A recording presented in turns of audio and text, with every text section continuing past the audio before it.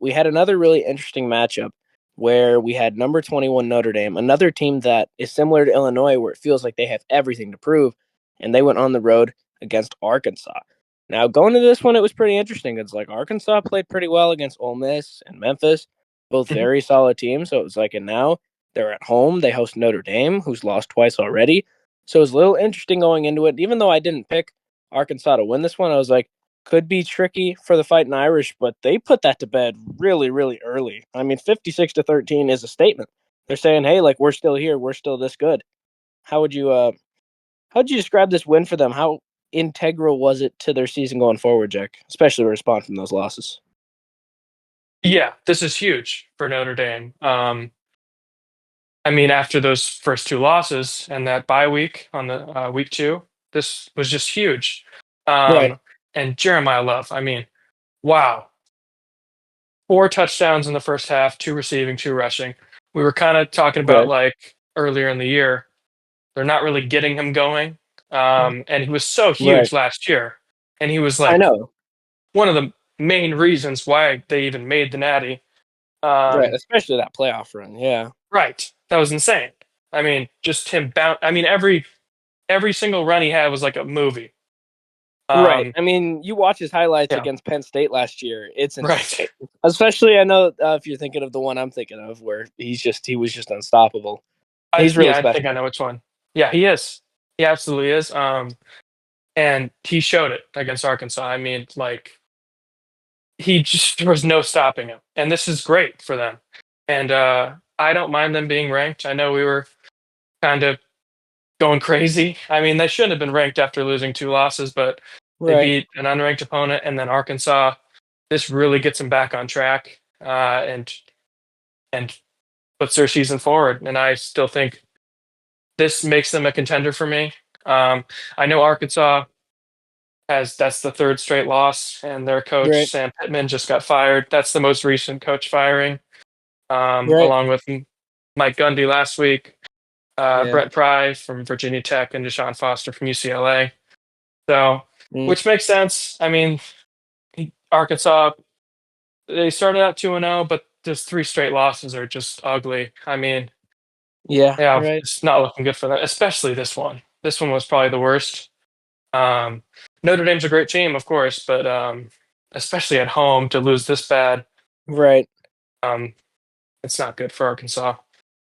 Right. But It's like their best achievement so far is like, well, we almost beat number 13 Ole Miss in the road. It's like, well, we almost beat Memphis. So it's like that's all they could right, really hold their hat on. And right, then this one where it's like at least they were in those games. This was rough. I mean, and you're at home too.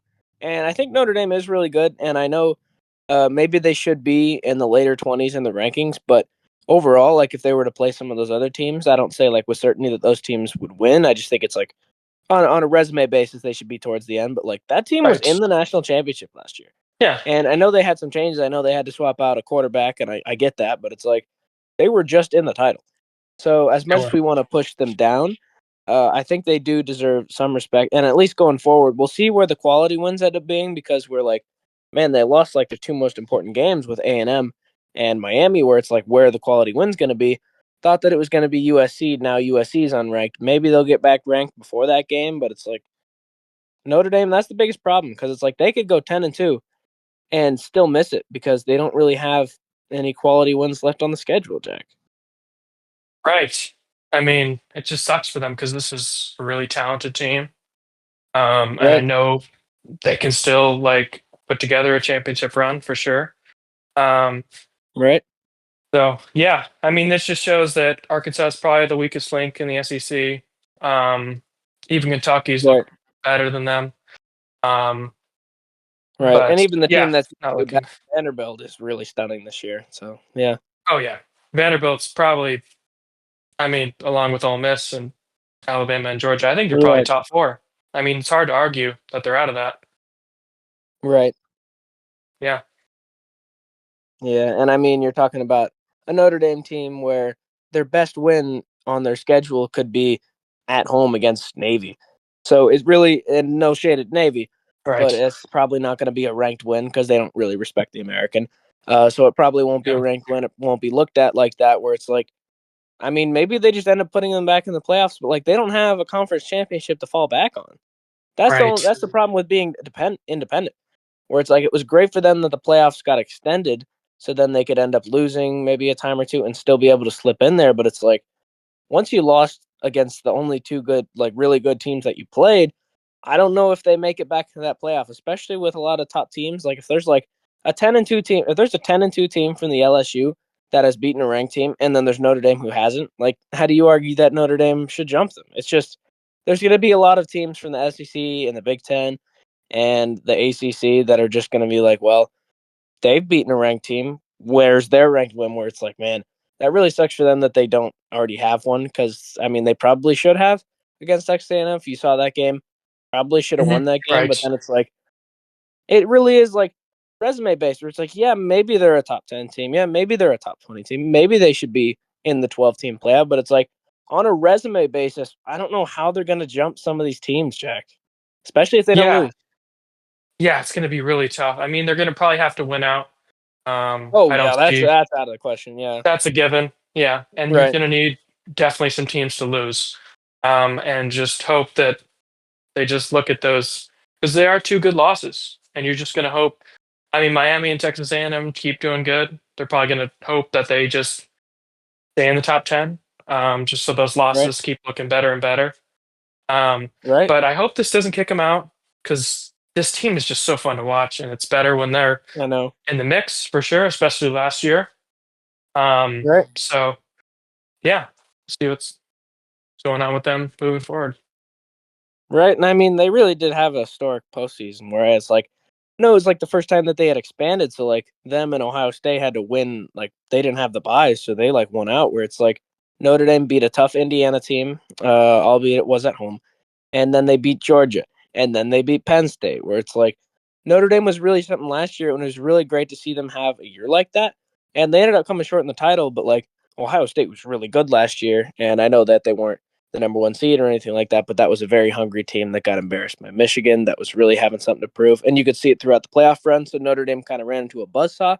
They were kind of hoping to come into this year and to rebound with the new quarterback. I mean, CJ Carr is really good, but I mean, you're talking about his first start. He's going on the road against a team that maybe should be top three at least in the country right now. Where it's like that's a really tough place to play. And I know I think they played it at the Dolphin Stadium, but that's a road game.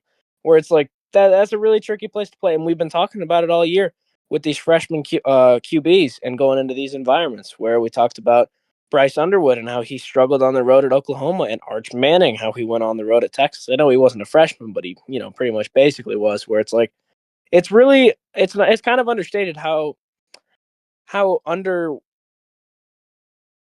like these quarterbacks going on the road, these especially these freshmen that are inexperienced to try and go into that challenge. It's really tough, Jack.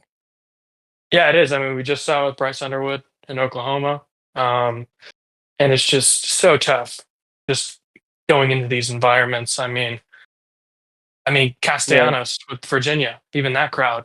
Um, I know. Yeah. yeah, and that's why I hope we don't have more neutral sites in the playoff because just those environments are so huge, and Right.